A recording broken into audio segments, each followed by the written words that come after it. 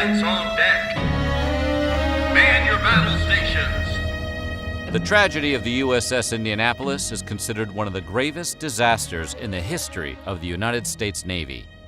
If you've seen Steven Spielberg's 1975 mega-hit Jaws, one of the most riveting moments in the movie is a speech by the character Quint recounting the slaughter of the crew of the USS Indianapolis by a school of sharks. I'll never put on a life jacket again. If you thought some clever screenwriter just made it up for the film, well, allow us to fill you in on all the gory details. Today, we're going to take a look at the deadliest shark attack in human history. But before we get started, be sure to subscribe to the Weird History channel and let us know what other survival stories you would like to hear about. Okay, who's up for a swim in the most shark-infested waters of history? Time to get your toes wet.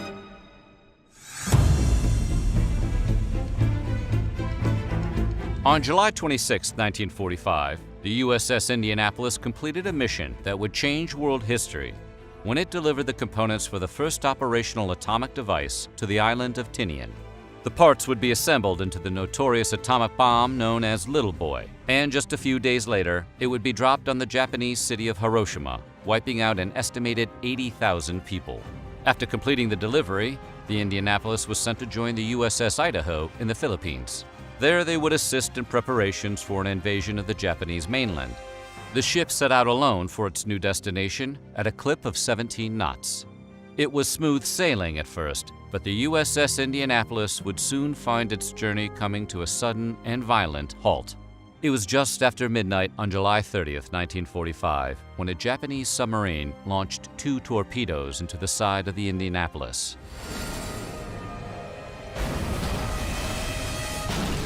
It was a direct hit that split the ship into 2. The order to abandon ship came quickly, but not quickly enough for some. It took just 12 minutes for the giant vessel to sink, and many didn't make it out. In fact, about 300 men were still trapped inside when the ship went down. They were never heard from again. Another 900 or so went into the water. They didn't know it yet, but their fate would be arguably worse than the ones who went down with the ship. The Indianapolis went down fast, and the resulting chaos led to numerous injuries and a lack of proper equipment for those who got off. Approximately 879 servicemen survived the initial sinking, but many didn't have the time to get life preservers, so they had to constantly fight to stay afloat. The ones who did manage to get life vests only had it slightly better, as they found themselves unable to do much but helplessly bob in the water. Many of the sailors were hurt, having suffered gashes or broken bones when the torpedoes struck. In the water, without even a life raft, they had no way to treat their injuries. As if all that wasn't bad enough, almost all of them were covered in fuel that was leaking out of the wreckage of the ship. It was so overwhelming, men were already beginning to die in each other's arms, floating in the ocean.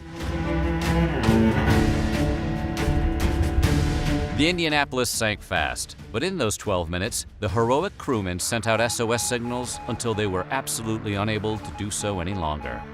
Those SOSs were received by the Navy, but for reasons that remain unknown to this very day, they weren't taken seriously. Even when the ship failed to arrive on time at its destination, no one got suspicious. No search parties were sent to look for the ship or its survivors. In fact, no action was taken at all. By sunrise, there was blood in the water, literally, and sharks came to investigate. Aware of their presence, the survivors attempted to stay together in groups as they bobbed in the water. But regardless of how hard they tried, eventually someone would break away and the currents would carry them off. Once a survivor was isolated from the group, the sharks would move in and quickly pounce. Survivors report that everyone could hear the screams before a body was pulled under, and afterwards, only the life vest would pop back up to the surface. This continued for days. While the shark attacks remained a constant danger to the men in the water, there was one thing that gave some of them a stay of execution. Some of the bodies that were trapped in the Indianapolis when it sank would occasionally float up towards the surface. The sharks were just as happy to feed on these corpses, as they were a lot less trouble. Unfortunately, while the floaters in the ship slowed the decimation of the survivors, in the long run, it wouldn't be enough to save many. By that point, the sharks were in a feeding frenzy, and there were only so many who survived.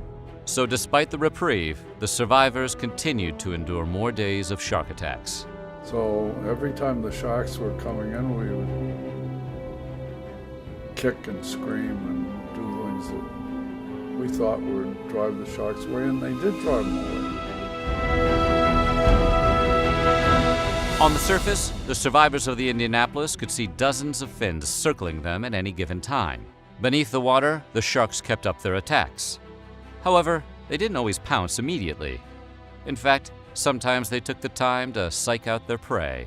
Apparently, the sharks would occasionally bump against the sailors in the water, but not necessarily attack them. This tactic was apparently meant to lull the sailors into a false sense of security, because shortly after, the shark would attack. The sharks dragged their victims down into the depths. With each attack, the water grew more bloody, which in turn just led to greater bloodlust in the sharks. The sharks were certainly the most immediate problem, but they were far from being the only danger the survivors had to contend with. As they were drifting in salt water, the men had nothing to drink, and since they were out there for several days, many died of thirst. Any who attempted to drink the salt water soon became delirious with hallucinations.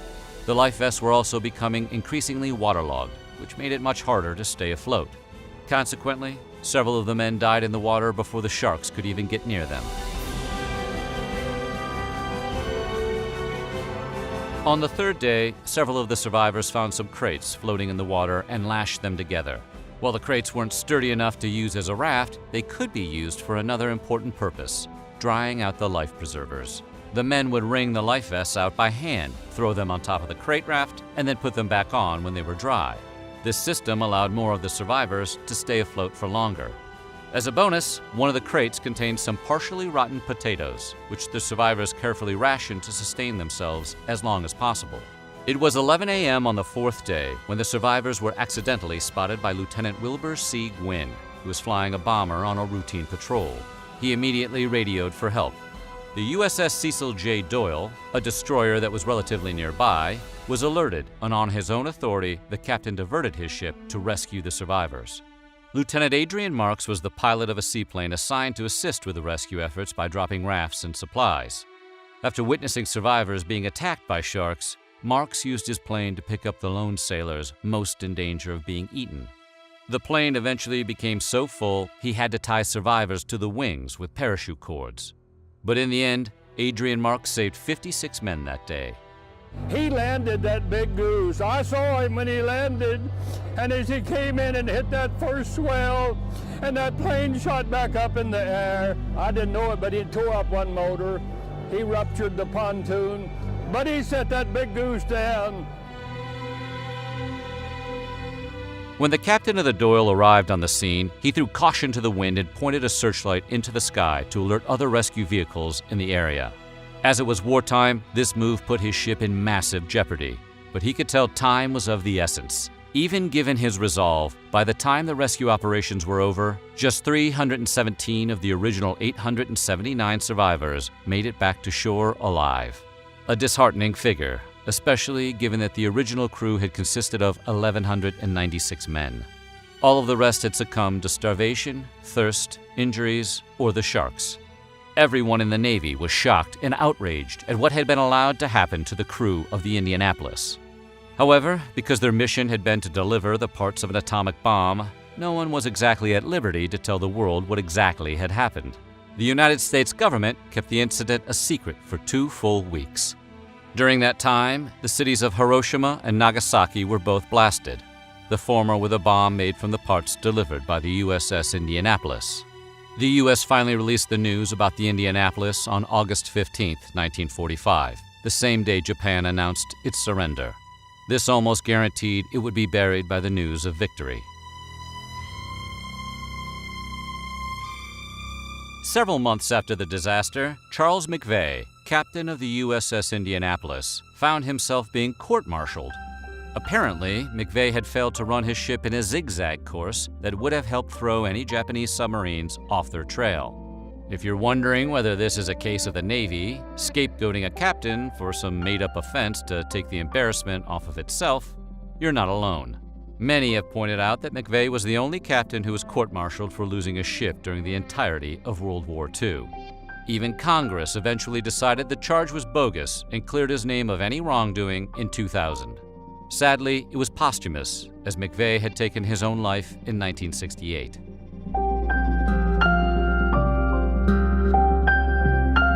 When multiple people die from shark attacks, it's usually the result of a series of strikes by the same animal, limiting the number of attacks that are possible. For example, in 1916, a shark known as the Matawan man-eater, which we did in a previous video, killed 4 people and attacked a 5th. However, those 5 incidents unfolded over the course of 10 days. Finding anything that even compares with the nightmarish carnage experienced by the survivors of the USS Indianapolis is nigh impossible. The sheer quantity of sharks and the immense length of time they were given to feed made the incident deadly on a scale that is unlikely to be seen ever again.